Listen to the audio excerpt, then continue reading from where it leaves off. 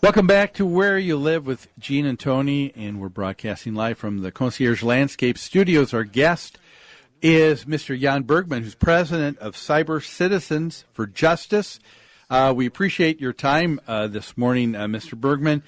We've been talking about, yes, there's frustration with people living in homeowner associations, and I want to get to this idea of you think that people ought to have more autonomy than they do in a homeowners association. Is that fair to say? Well, that is fair to say because, the idea of community association in general wasn't too bad. But then these associations were given more and more and more power. Nowadays, you have associations which more or less regulate your life. They even tell you what curtains you can put up in your windows.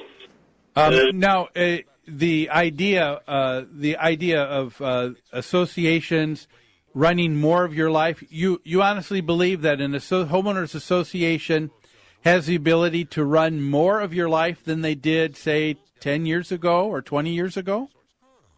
Yes. Look at the new associations.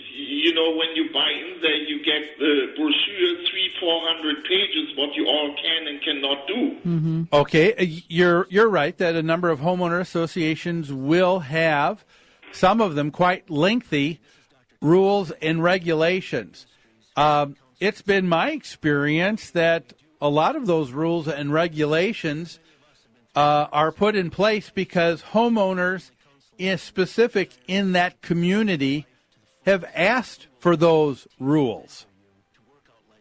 Well, that is not true because these rules were created by the developers before even one single homeowner was there. Well, you know that it's more than just that. The rules aren't created by the developer and then they're that way forevermore, amen. Rules are changed quite often. You've stated that before as well in a number of your other articles that homeowner association boards have the authority to change rules and quite often do. Is that not correct? That is correct, but and that causes about estimated 80% of all lawsuits because they are changing a rule that people agreed to before when they bought in. Sure. We have here in Florida, for example, the big issue about rental. People bought homes with the right to rent it. Then suddenly somebody came along and told the smart board, your property values increase if you don't allow rental. They changed the law. Yeah. You have a problem. People could save their homes against foreclosure if they would be able to rent out their home. They can't anymore. They lose it, and it's another unit which doesn't pay or another home doesn't pay dues. Hey, Jan, you've just hit on an issue that I absolutely agree with you on. I'm a huge advocate for allowing homeowners to rent their homes. Yeah, that's one thing which is ridiculous, and they did it. And I tell you one thing, on advice of the attorneys from the CAI of the big law firms here. Yeah, you're very quick to just to kind of group all bad advice coming from attorneys from CAI.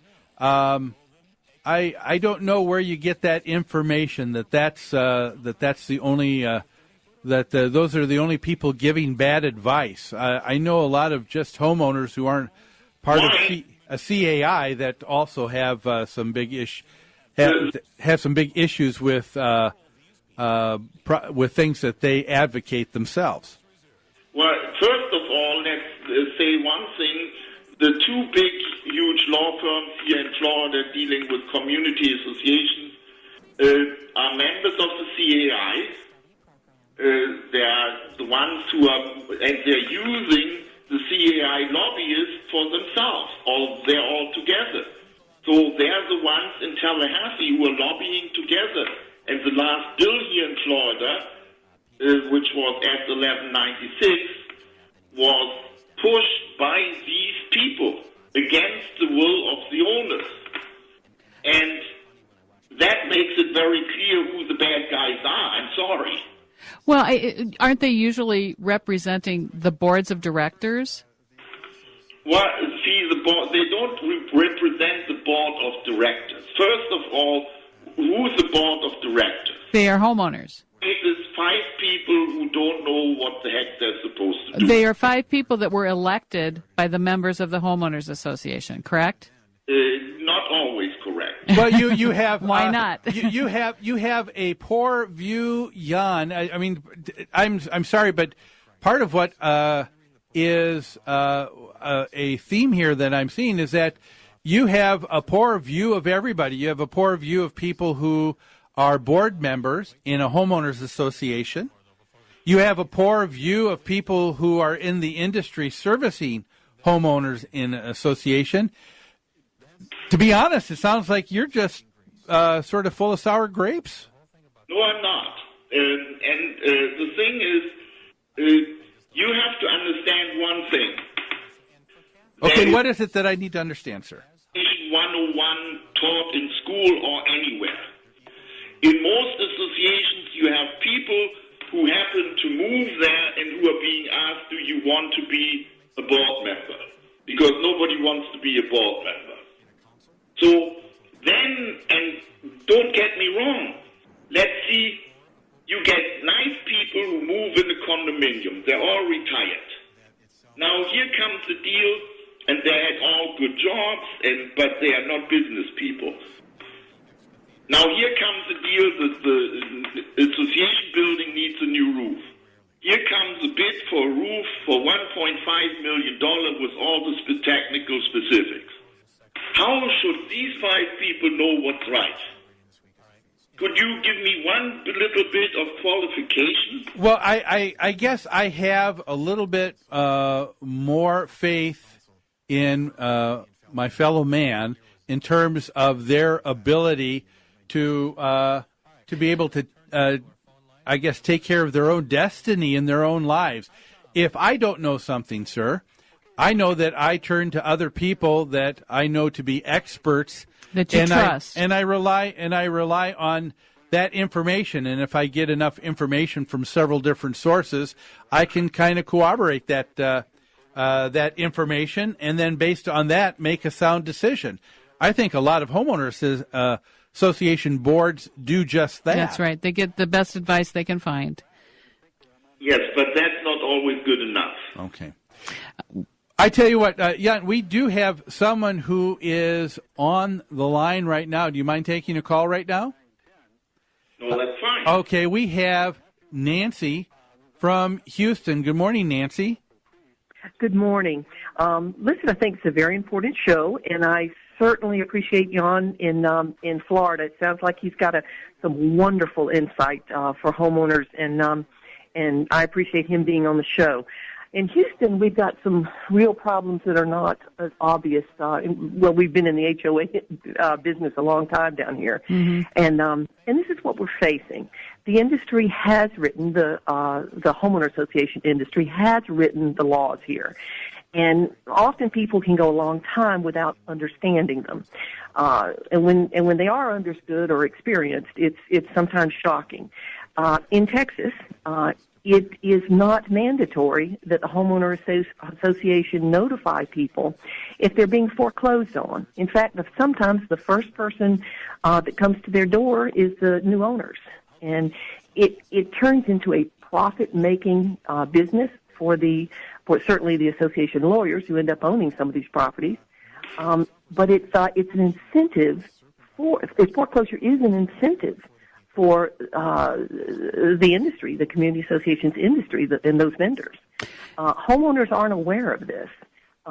We've got to, in Texas, to get new laws that guarantee open records, open meetings, fair elections where people that are running for office on the board aren't discounted by the board members already there.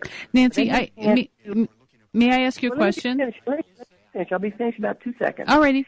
When people are discounted off of the board, of even running for the board, by the powers that are already owning the board, that's not fair elections.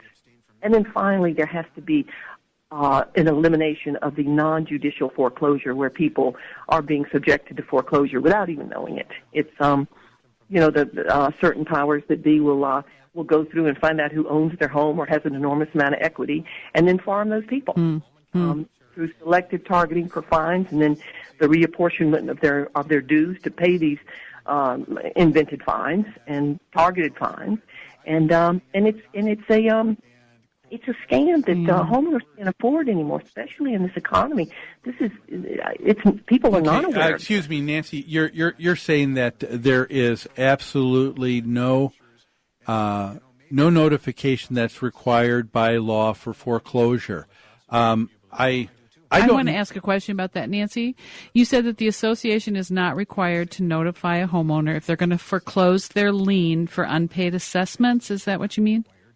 There's no teeth in the law as it exists. Okay. Is that true for happening often? Is that true just for homeowners associations, or is that true for single-family homeowners? Is a bank, a mortgagee required to inform? Okay. Let me just tell you what I'm experienced with, okay. And this is I'm limited. I'm only speaking for single-family homes in homeowner associations within single-family homes. And I think that raises a really good point. We are not well-versed or experienced in Texas legislation controlling homeowners associations. We know a lot about Minnesota, which is where we're located. Surely, are you involved in any way with our Senator John Corona? Because he owns the largest management company probably in the world, certainly in this country, and they have offices in Minnesota and everywhere. And he obviously is very involved in the industry here in Texas. Well, certainly, but each state has its own legislation controlling homeowners associations. It was my point, and I agree with you. I think it's wrong if an association can foreclose on a homeowner without notifying them. That's wrong. Do it non-judicially. Do it in behind back doors and secretly, and people are being destroyed. It's and I'll tell you what else is being destroyed. The whole concept of home ownership. It turns into a situation whereby people are just buying into a little serfdom. They're not really owning their property. Here's a real backdoor trick in my community, because it's a little upscale community, and people have a little more social capital to fight some injustices. Although there are some tricks in the trade that the industry uses, but generally a little more so. But what they do is they'll wait till the person sells their house, and at the closing table they will present thousands of dollars of fines and fees for maybe a tree that someone planted in their backyard without permission. And you either close or you don't. Yeah. Or you try to fight it. And I know my neighbor had to pay $2,000. My neighbor had to pay $2,000 for a deck that. I'm sorry, Nancy. We've got to take a break right now.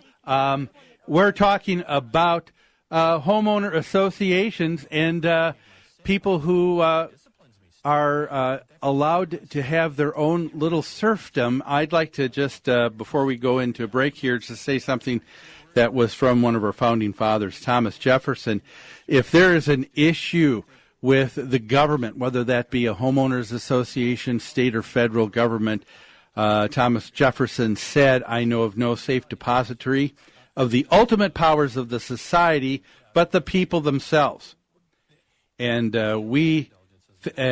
if we think them not to be enlightened enough to exercise that control, the remedy is not to take it from them, but to inform them by education. This is the true corrective of abuses of constitutional power.